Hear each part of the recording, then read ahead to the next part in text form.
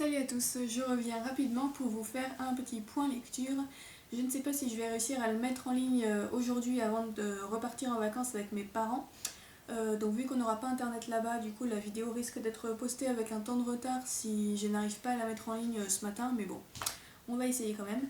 Donc j'ai 3 livres à vous présenter. Le premier je l'ai lu pendant que j'étais au Portugal, le second je l'ai lu dans la semaine qui vient de passer là, et le troisième je viens juste de le commencer. Donc je commence tout d'abord avec celui que j'ai lu au Portugal. Il s'agit de Évolution 1 de Stéphane Baxter. C'est le dernier livre parmi les 3 que j'avais reçus lors de mon swap avec le boudoir littéraire.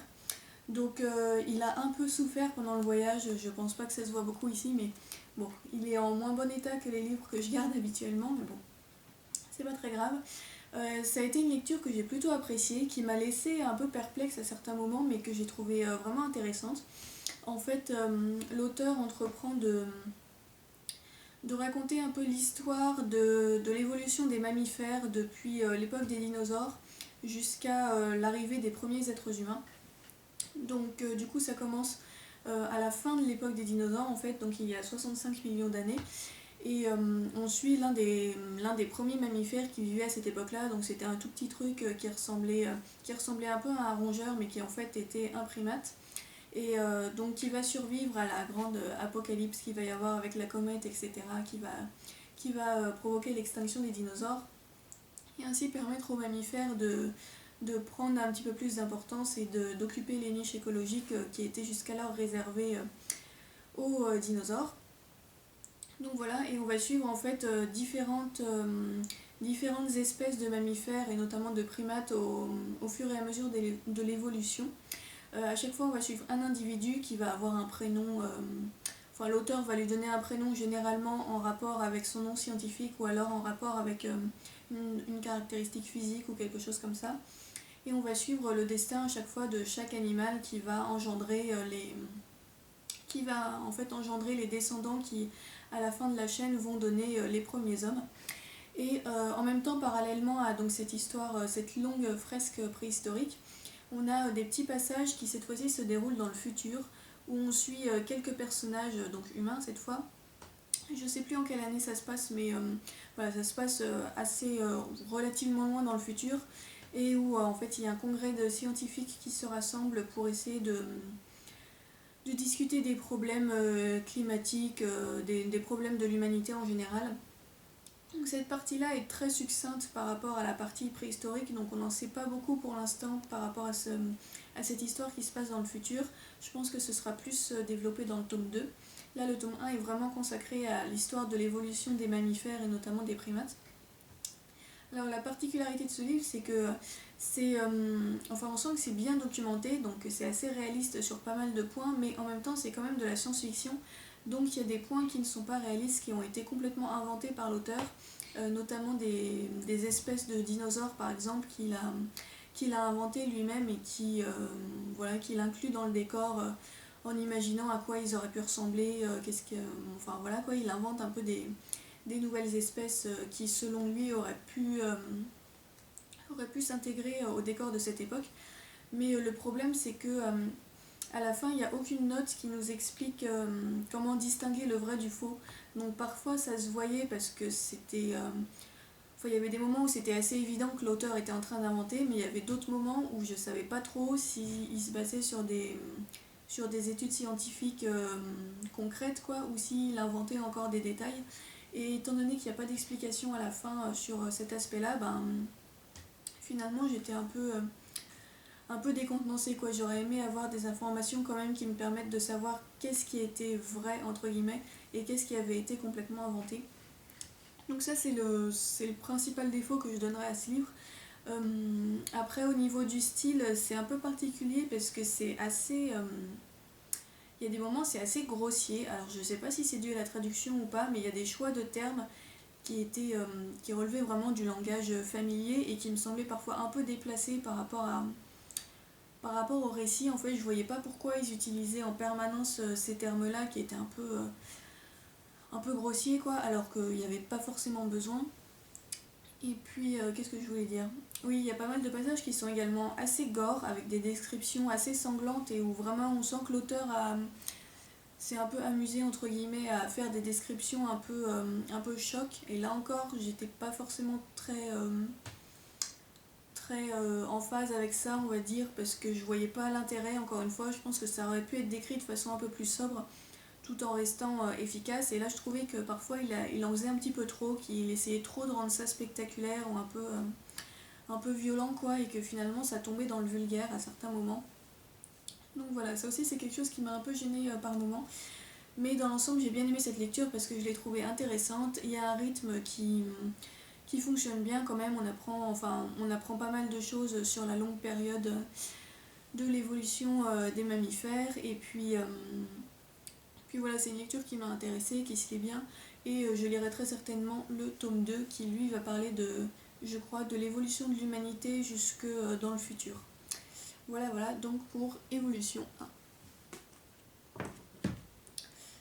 Donc ensuite, une fois de retour à Paris, je suis passée dans une librairie où j'ai acheté 2 livres. Et il y en a un que j'ai lu immédiatement.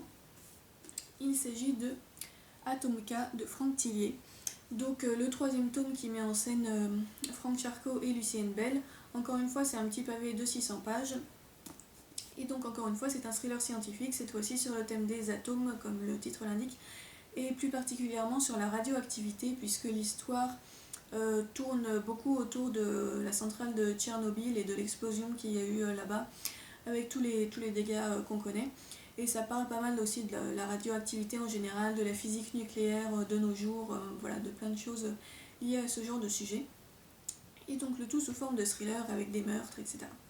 Donc, pardon. C'est encore une fois un thriller que j'ai beaucoup aimé, même si ce n'est pas mon préféré parmi les 3 que j'ai lus.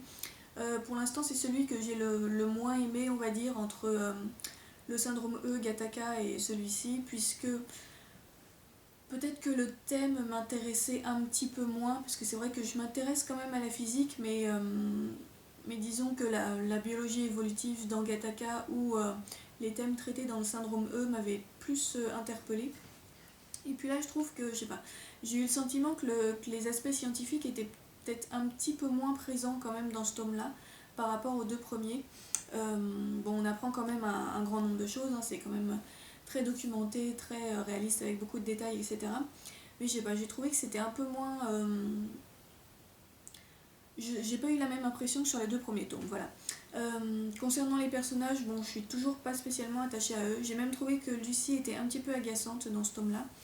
Mais bon, ça après, c'est pas un gros problème pour moi parce que c'est surtout l'histoire qui m'intéresse et pas tellement les personnages en eux-mêmes. Il y a une grosse partie qui met en scène le commissaire Franck Charcot dans une sorte de combat qu'il a envers un autre... J'essaye de réfléchir pour pas vous spoiler. Mais disons qu'il y a une grosse partie du roman qui traite du passé et de la vie en privé en général de Franck Charcot. C'est peut-être aussi pour ça qu'il y avait un peu moins que l'aspect scientifique était un petit peu moins présent que dans les autres tomes, c'est parce qu'il y a vraiment une grosse partie qui évoque le passé de Franck Charcot et la vie vraiment de ce personnage. En tout cas, c'est comme ça que je l'ai ressenti. Bon, dans tous les cas, ça se lit très vite, encore une fois. J'ai beaucoup aimé ce thriller que j'ai trouvé très intéressant, encore une fois. Et donc, le tome 4 est sur ma wishlist. Alors, j'ai entendu dire qu'il était un peu moins bon que les autres. Donc, on va voir ce que ça donne. Donc, c'est celui qui s'intitule Angor. Et puis, dans tous les cas, voilà, c'est une série que j'ai l'intention de continuer de toute manière.